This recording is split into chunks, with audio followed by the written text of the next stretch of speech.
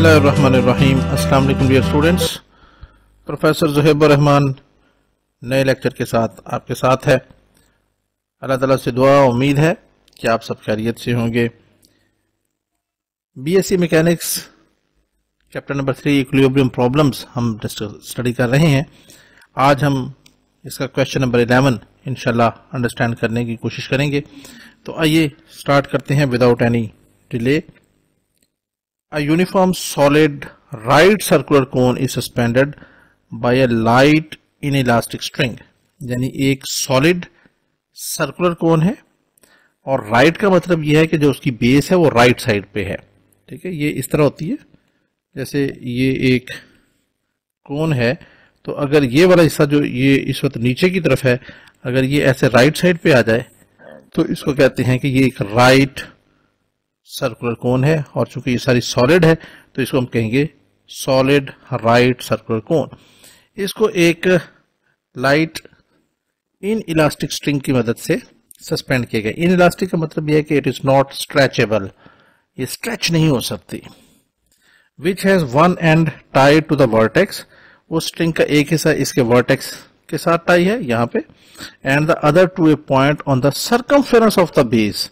और ये बेस का सर्कमफेरेंस ये है, ये जहां पे मेरा ये कर्सर चल रहा है, इसके किसी पॉइंट पे सपोज यहां पे दूसरा इसका जो सिरा है यहां पे बांधा गया है उस स्ट्रिंग का।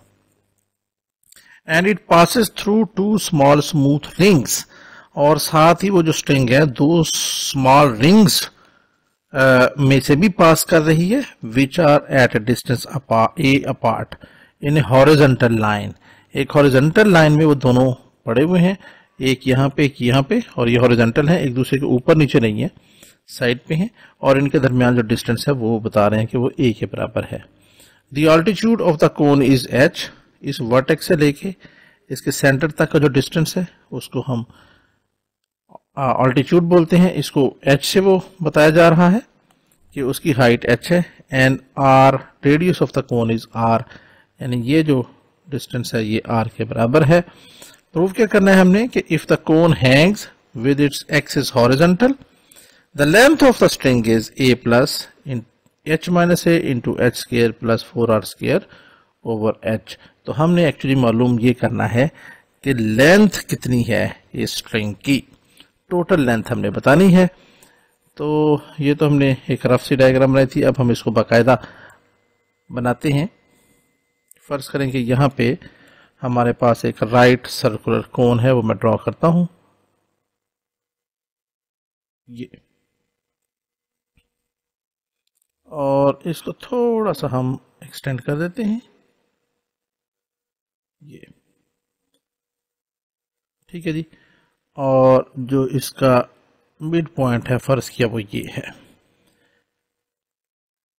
यहां से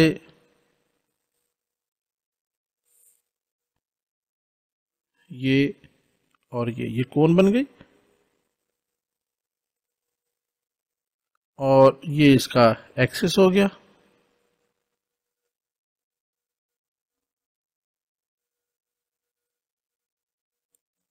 ठीक है जी, ये इसका एक्सिस बन गया। थोड़ा सा डायग्राम में अगर फर्क हुआ तो थोड़ा उसके लिए एडवांस में माजरत, और यहीं से हम इसका ये भी ड्रॉ कर देते हैं रेडियस भी। तो ये हमारे पास एक राइट सर्कुलर कोन है, इसका नाम मैं रख देता हूं A, इस पॉइंट का नाम हम रख देते हैं B, और ये सेंटर C है। A से लेके C तक इसकी हाइट h है, और B से लेके C तक ये रेडियस r के बराबर है। याद रखें सेंटर ऑफ ग्रेविटी, मास जो होता है, वेट जो होता है किसी भी बॉडी का, वो उसके सेंटर ऑफ ग्रेविटी से सस्पेंड होता है, याद रखें। तो कोन का, राइट सर्कुलर कोन का जो सॉलिड हो, उसका सेंटर ऑफ ग्रेविटी, ये आपने याद रखना है, उसका सेंटर ऑफ ग्रेविटी 3h/4 होता है। यानी यहां से लेके अगर यहां तक AC ये अगर h के बराबर है, तो यहां पे कोई पॉइंट होगा, फर्ज किया ये, इसको एक हिस्सा इधर है और 3 हिस्से इस तरफ है, यानी वर्टेक्स से सेंटर की तरफ 3 हिस्से, तो वो 3h/4 होगा। और इस पॉइंट से, यानी ये पॉइंट ए, इस पॉइंट का नाम मैं जी रख लेता हूं, तो ए जी जो है वो 3h/4 होगा। वहां से ये पॉइंट जो है वो इसका वेट जो है वो ड्रॉ होगा। तो मैं यहां से इसको ड्रॉ कर देता हूं।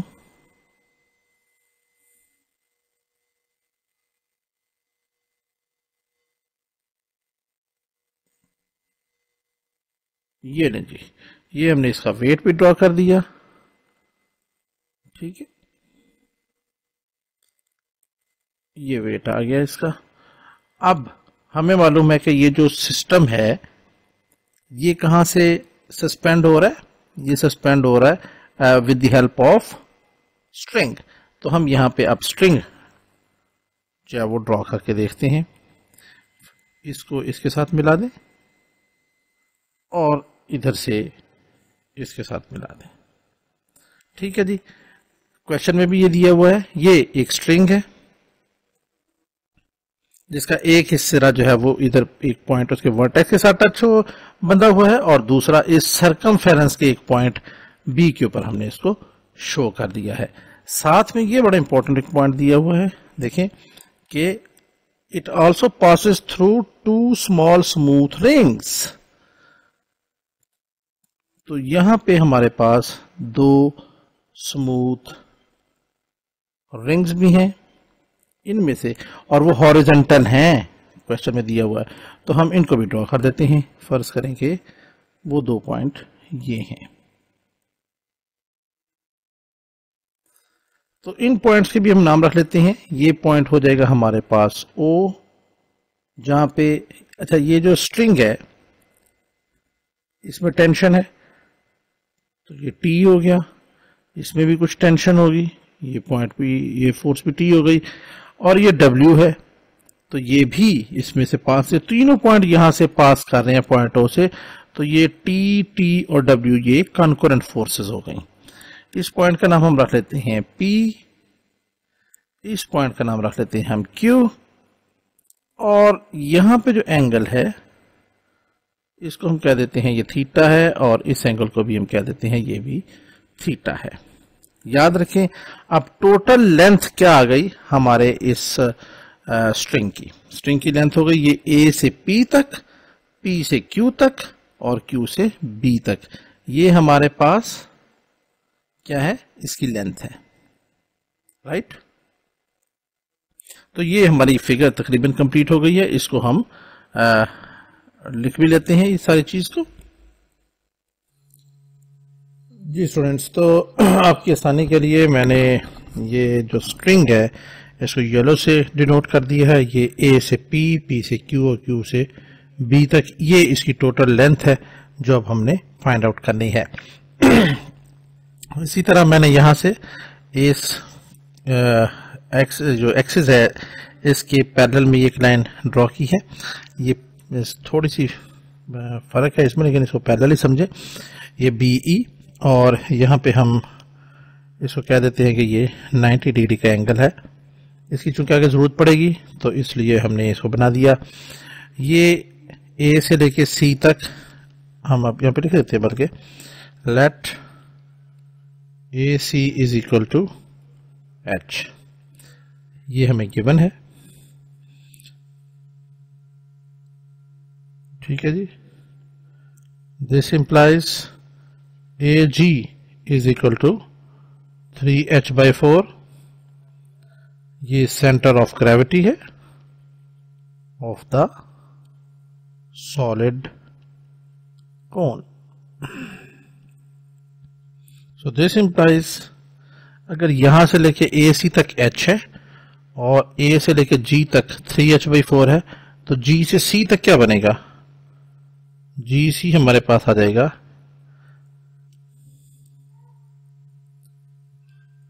AC minus AG, AC minus AG, दूसरे लफ्ज़ में हो जाएगा H minus 3H/4।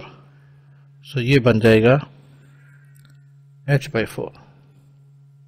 So therefore GC हमारे पास आ गया H/4।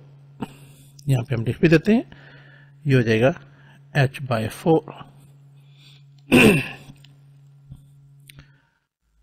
तो इसी तरह ये एंगल भी लिख सकते हैं हम, AOG ये भी थीटा के बराबर, और BOG ये भी हमने थीटा के बराबर लिए हैं।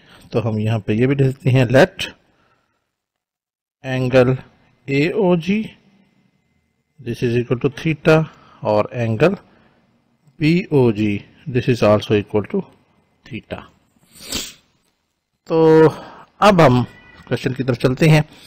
यहाँ पे दो ट्रायंगल्स देखें गौर से। ये एक ट्रायंगल है AGO, ये बड़ी ट्रायंगल है, और दूसरी ट्रायंगल है BEO या OAB, ये दूसरी ट्रायंगल है। इन दो ट्रायंगल्स के जरिए हम कुछ रिजल्ट्स फाइंड आउट करने हैं, वो पहले हम फाइंड आउट कर लेते हैं और फिर इसकी लेंथ हम मालूम करेंगे, क्योंकि जो रिजल्ट्स अभी हम पहले मालूम करेंगे वो इस लेंथ की कैलकुलेशन में काम आएंगे। तो सबसे पहले मैं ये देखता हूं AGO इस ट्रायंगल को। तो हम लिखते हैं फ्रॉम ट्रायंगल AGO। यहां से हमारे पास देखें ये है 90 डिग्री का एंगल और ये है थीटा। तो जहां पे थीटा और 90 डिग्री का एंगल हो तो वो लाइन होती है बेस, और 90 के सामने वाला होता है वो हाइपोटेन्यूज। तो ये ऑटोमेटिकली हमारे पास बन जाएगा परपेंडिकुलर।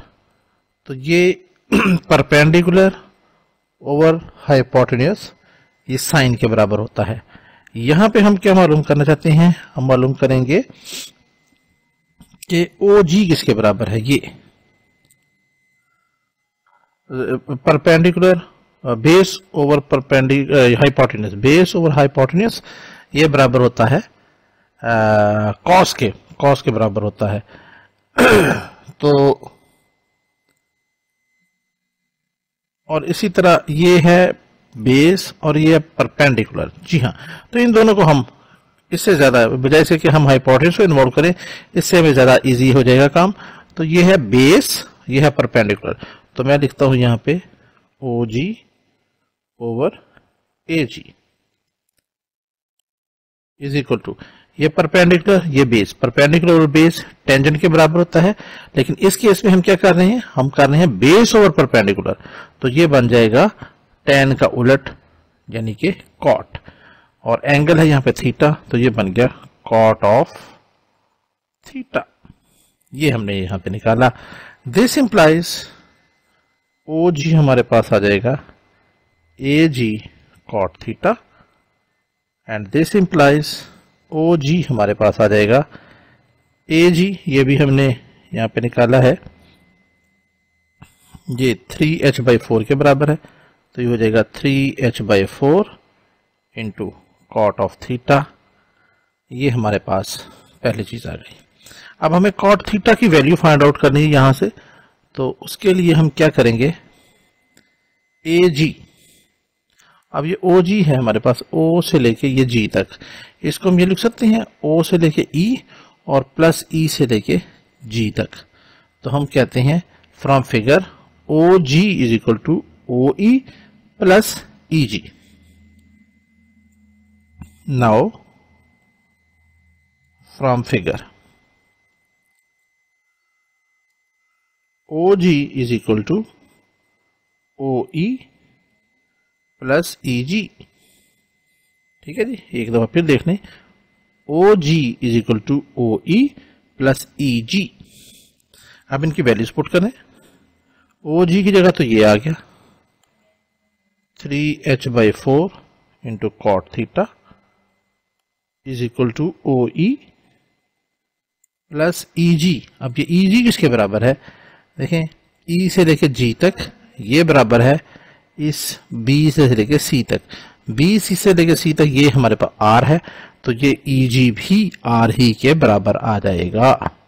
तो हम यहाँ पे लिख देते हैं प्लस R, और यहाँ पे लिख देंगे because EG is equal to BC और ये R के बराबर है।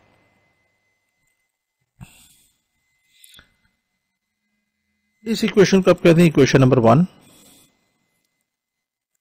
यहां पे अब हमने ये OE की वैल्यू फाइंड आउट करनी है। अगर OE की वैल्यू हमें पता चल जाए तो फिर हम यहां से कॉट की वैल्यू फाइंड आउट कर सकते हैं।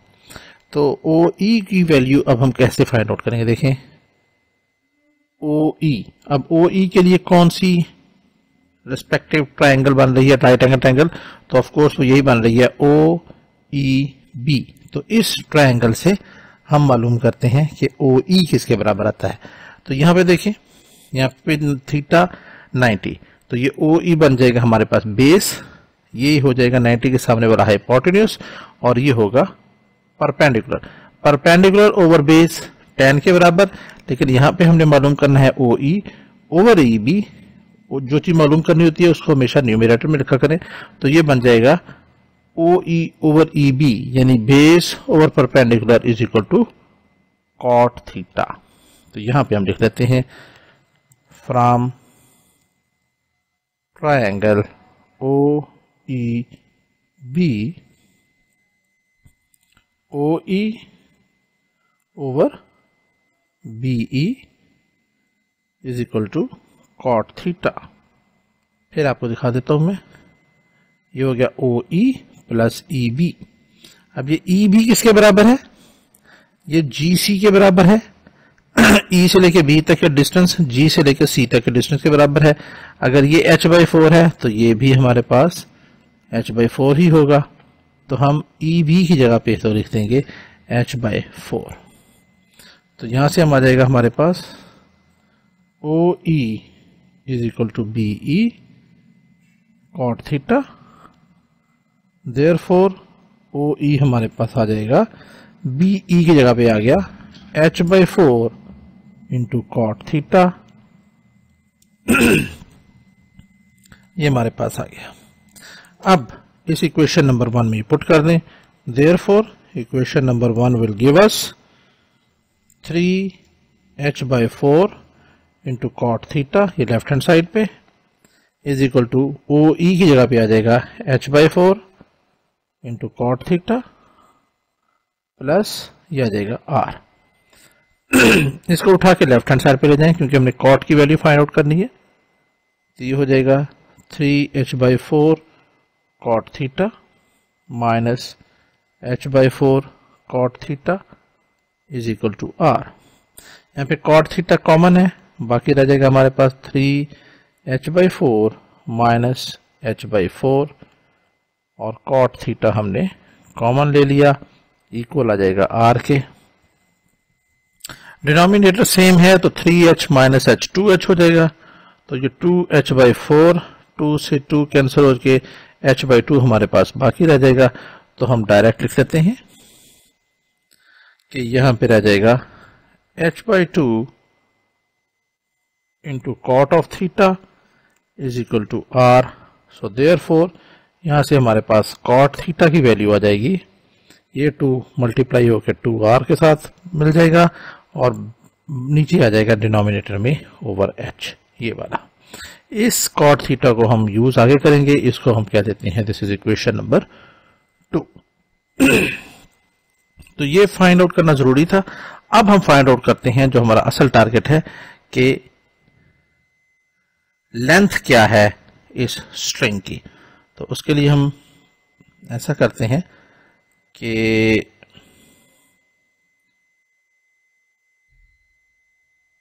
इसको मैं कॉपी कर लेता हूं और नीचे ले जाता हूं इस डायग्राम को, क्योंकि ये हमें आगे भी काम देगी, बार बार हमें स्क्रॉल नहीं करना पड़ेगा। तो मैंने इसको किया कॉपी और यहां पे जाके इसको कर देता हूं पेस्ट, और यहां से इसको पकड़ के थोड़ा सा एडजस्ट कर लिया। तो अब हम यहां पे लिखते हैं नाउ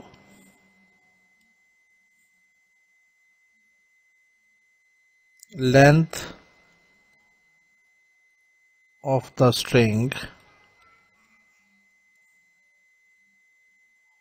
इज, इसको हम L से डिनोट कर देते हैं, और वो क्या होगी, A से लेके P तक। यहां पे एक रिंग है, उसमें से पास करते हुए हॉरिजॉन्टल डायरेक्शन में Q तक, फिर उसमें से पास करते हुए B तक। तो ये बनेगा AP plus PQ sorry AP plus PQ plus QB. This implies L is equal to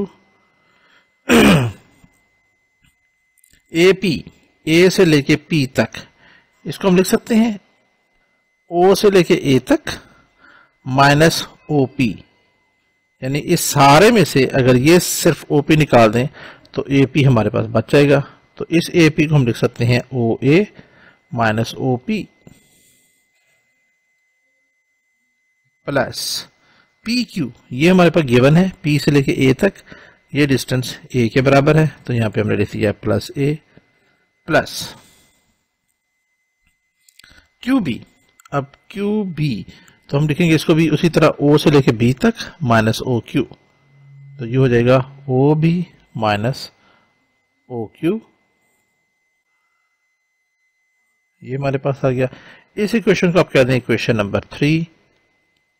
अब हमने OA, OP, OB और OQ इनको रेस्पेक्टिव राइट एंगल ट्रायंगल में से फाइंड आउट करना है, उनकी वैल्यू इसमें पुट करनी है, तो हमारे पास लेंथ आ जाएगी L की। तो सबसे पहले हम स्टार्ट करते हैं OA से, ये है OA, और इसके लिए ऑफ कोर्स हमारे पास और कोई राइट एंगल ट्रायंगल नहीं बन सकती, यही बनेगी O से लेके A। यहां से देखें इधर भी जा सकते हैं लेकिन ये राइट ट्रायंगल नहीं बन रही, इधर जाएं ये भी राइट ट्रायंगल नहीं बन रही, तो सिर्फ यही बन रही है। तो हम कंसीडर करेंगे AGO को, हम कहेंगे right angle triangle AGO। This will give अस, हमने मालूम करना है OA, तो OA हमेशा आएगा न्यूमरेटर में डिवाइडेड बाय, अब आप देखें ये आ गया OA, सॉरी ये आ गया OA, ये 90 डिग्री, ये थीटा, तो ये हो गया बेस, ये हो गया परपेंडिकुलर और ये हो गया हाइपोटेन्यूस। अगर मैं यहां से करूं हाइपोटेन्यूस OA ओवर AG, तो ये किसके बराबर आएगा? याद रखें ये AG परपेंडिकुलर है, perpendicular over hypotenuse, perpendicular over hypotenuse, this is always sine. लेकिन यहां पे हम क्या कर रहे हैं? हाइपोटेन्यूस ओवर परपेंडिकुलर, तो साइन का उलट आ जाएगा जो कि होता है कोसिकेंट, और ये एंगल थीटा है तो ये हो जाएगा थीटा। सो दिस इंप्लाइज, यहां से हमारे पास आ जाएगा OA is equal to AG cosecant theta.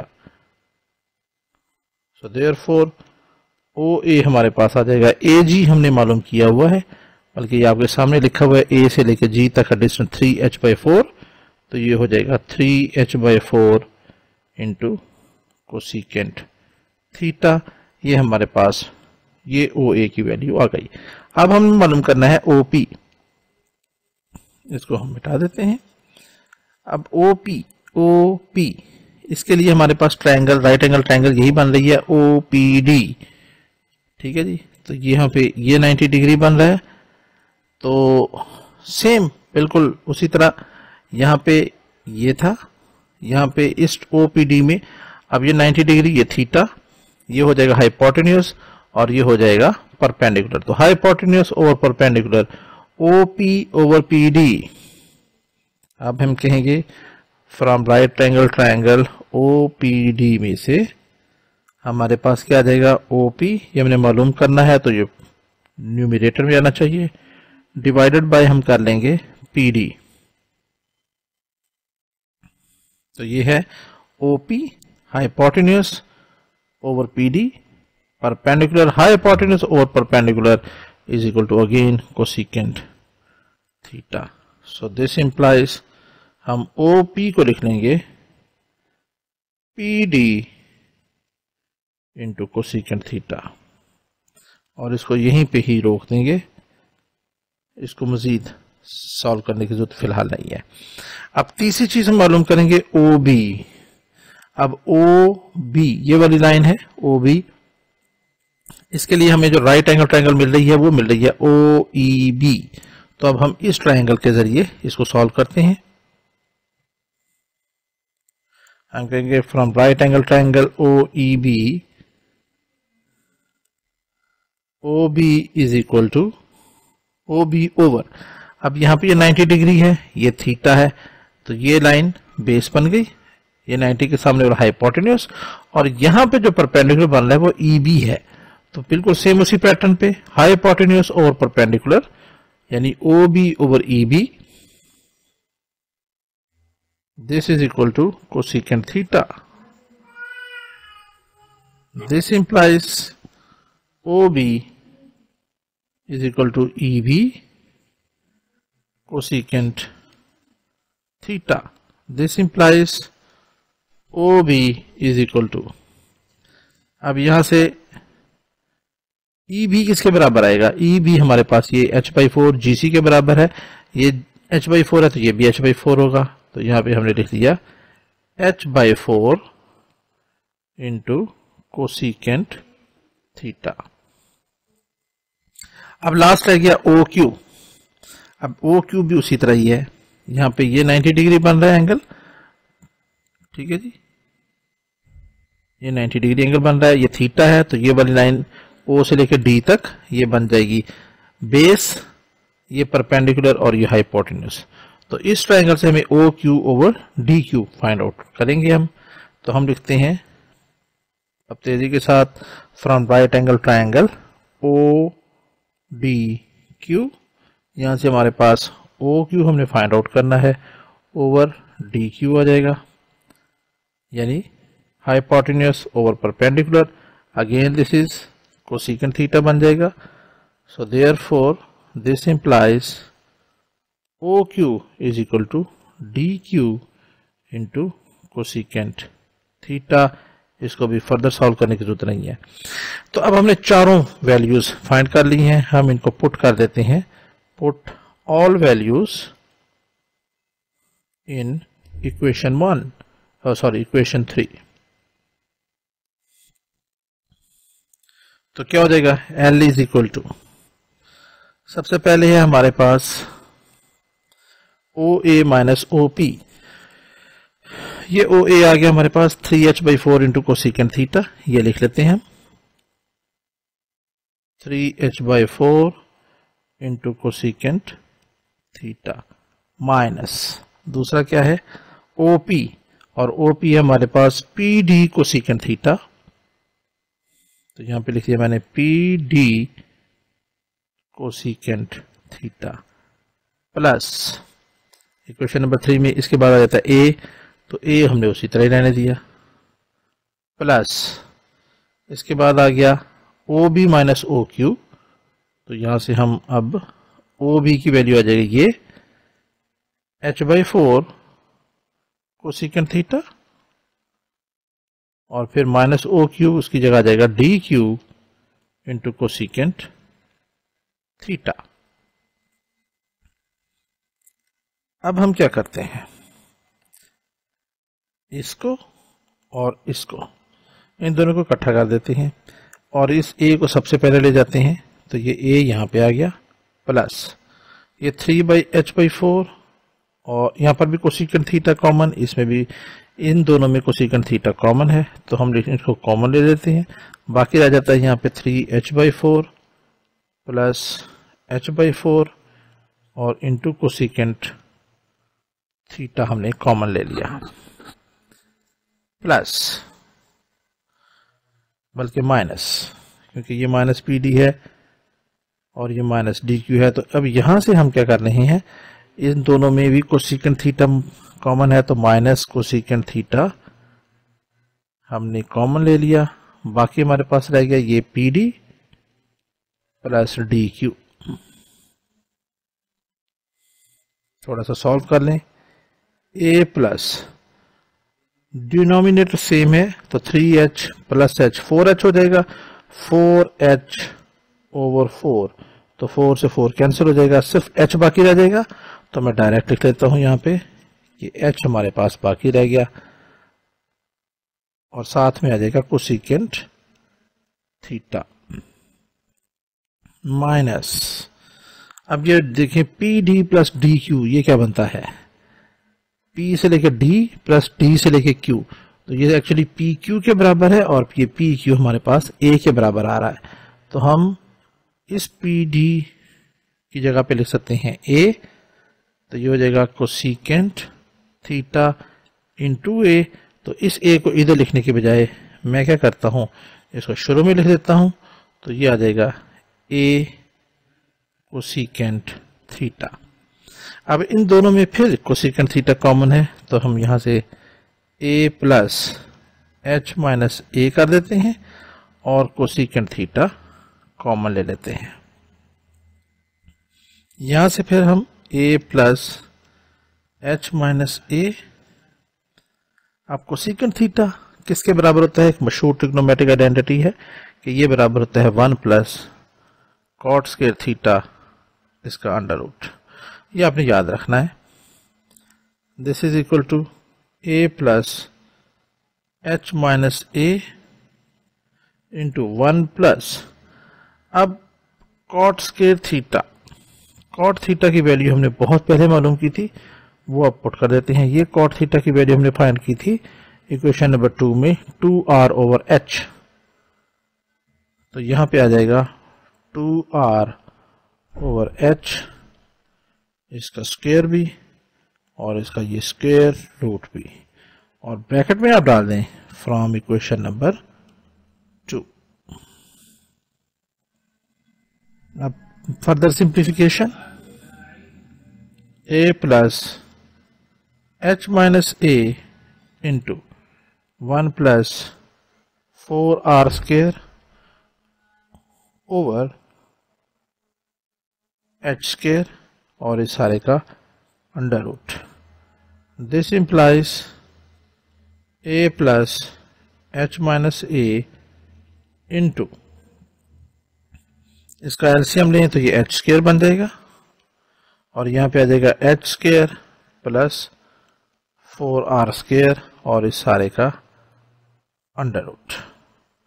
अब इसको थोड़ा सा फाइनल स्टेज में रिजल्ट दे देते हैं। सो देयरफॉर L हमारे पास आ जाएगा ये a प्लस इस h माइनस a को न्यूमरेटर के साथ ले जाएं, h minus a into H square plus 4r square इसका अंडर रूट, ठीक हो गया, डिवाइडेड बाय इस h स्क्वायर का जब हम अंडर रूट लेंगे तो वो h के बराबर आ जाएगा। और स्टूडेंट ये वो रिजल्ट है जो हमने प्रूव करना था।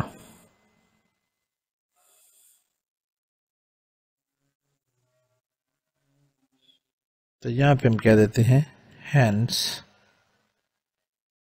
The result. I hope student कि ये क्वेश्चन आपको अच्छी तरह समझ में आ गया होगा।